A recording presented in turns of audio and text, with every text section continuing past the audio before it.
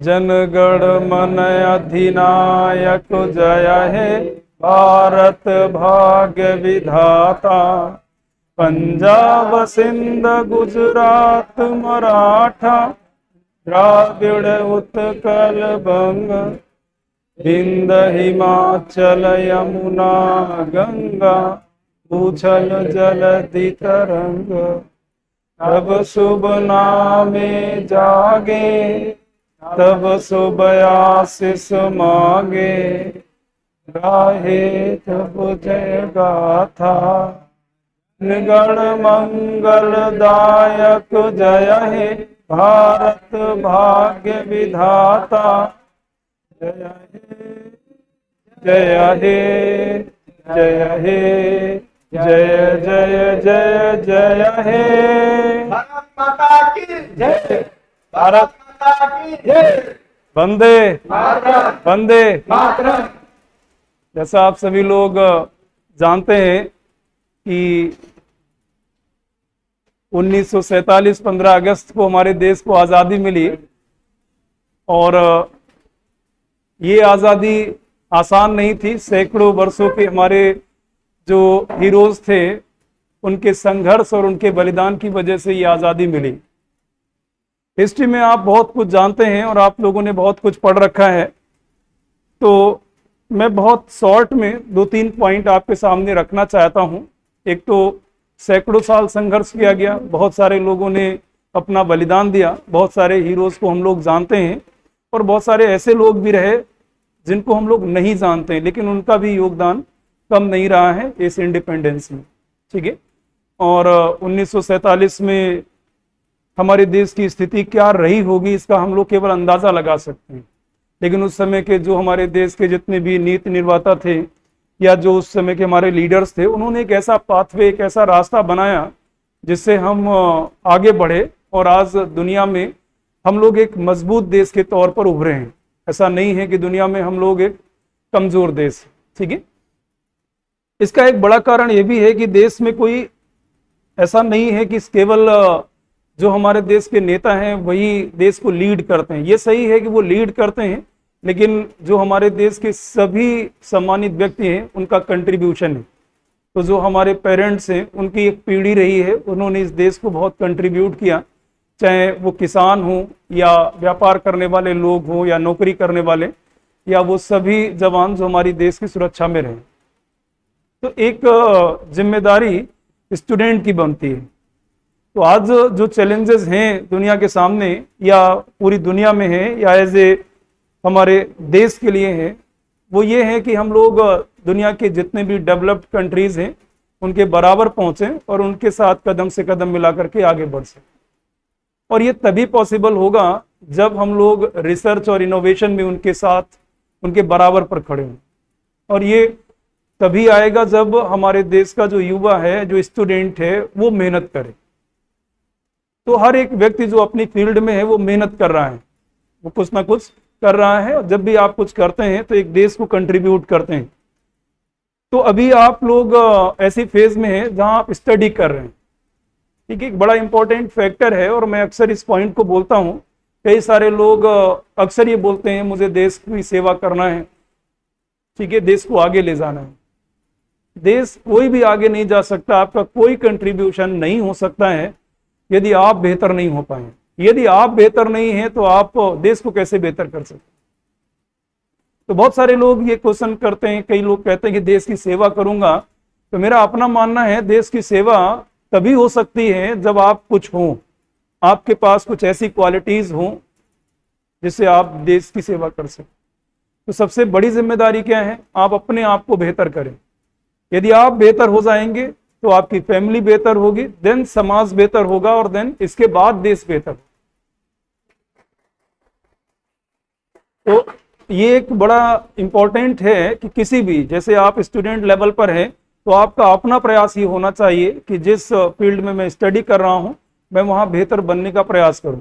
यदि आप बेहतर बन जाएंगे तो इस देश के लिए तो काम करेंगे। कोई व्यक्ति अपने लिए थोड़ी काम कर रहा है।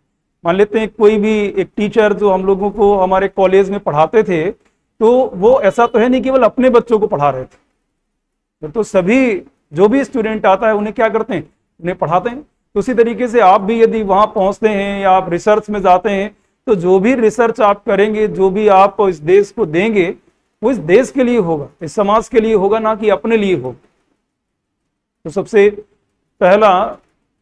सबसे पहली जिम्मेदारी है वो यही है कि आप मेहनत करें और आप इस फैक्टर पर ध्यान दें कि जो आज आप हैं या जिस कंफर्ट जोन में आप रह रहे हो, जिस कंफर्टेबल तरीके से आप स्टडी कर रहे हैं, क्या ये 1947 से पहले, आजादी से पहले क्या ऐसी पॉसिबिलिटीज थी?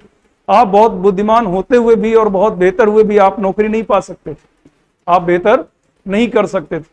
ठीक है, तो आज हमारे पास मौका है और हम लोग एक ऐसी टाइम में है कि बहुत कुछ दिया जा सकता है और अब आप बहुत कुछ अचीव कर सकते हैं। तो सबसे पहले अपने लिए कुछ करो, अपने आप को प्रूफ करो, और जब अपने आप को प्रूफ करोगे तो देश आपको एक्सेप्ट करेगा। ऐसा नहीं है कि आपको बार बार प्रूफ करना पड़ेगा। यदि आप अपने आप को प्रूफ करते हैं, चाहे वो एक स्टूडेंट ही क्यों ना हो, तो हम उसे एक्सेप्ट करते हैं और देश उसे क्या करता है, अब सेवा करने का मौका देता है। ठीक है,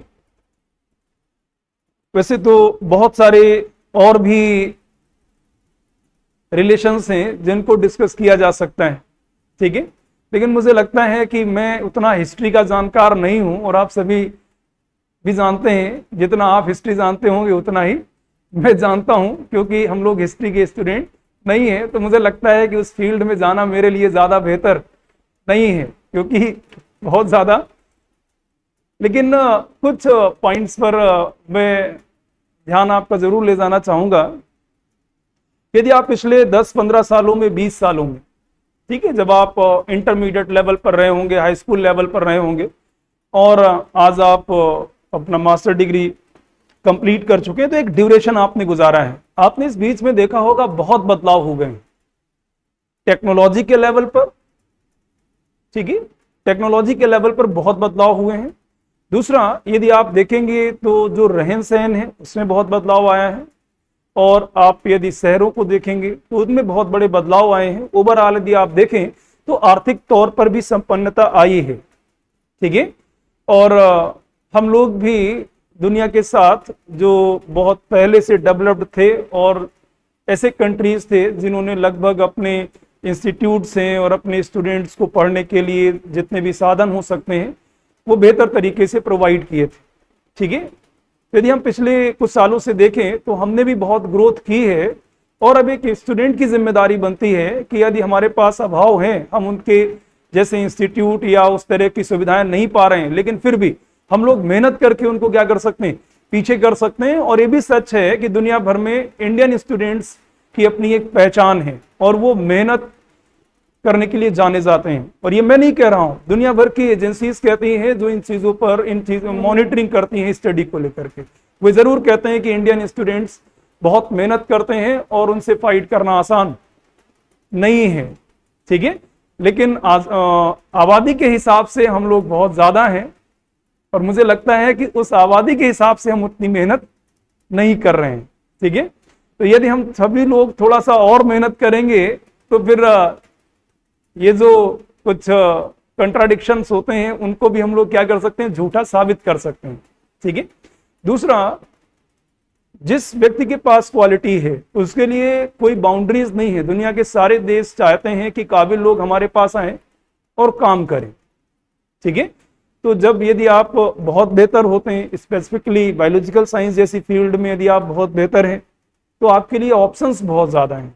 ठीक है, कैरियर अपॉर्चुनिटीज बहुत ज्यादा हैं, इसमें कोई शक नहीं है। तो एक ये जो कंफ्यूजन है कि यदि हम मेहनत कर लेते हैं तो आगे क्या होगा, आगे बहुत सारी फील्ड है, आपको बहुत कुछ पता है, बहुत सारी फील्ड्स के बारे में आपको नॉलेज नहीं है, लेकिन जब आप उस लेवल पर पहुंचेंगे तो आपको ये जरूर पता चलेगा कि मेरे लिए कौन कौन से ऑप्शंस हैं। ठीक है, तो आप सभी लोग मेहनत करें और ऐसा एक संकल्प ले लें कि अगली बार जब हम इंडिपेंडेंस डे को आएंगे तो हमारे पास कुछ डिग्रियां होंगी और हम अपने आप को प्रूव कर पाएंगे कि देखिए मैंने इन एग्जाम्स को क्वालिफाई किया है। और मैं ऐसी कामना रखता हूं और ऐसा ऊपर वाले से प्रार्थना करता हूं कि आप सभी लोग सक्सेस हों, आने वाले एग्जाम में सक्सेस हों, या जब तक हम लोग अगला इंडिपेंडेंस डे मनाएं, जैसा मैंने पहले कहा, तब तक आप सभी लोग सक्सेस हो जाएं। धन्यवाद।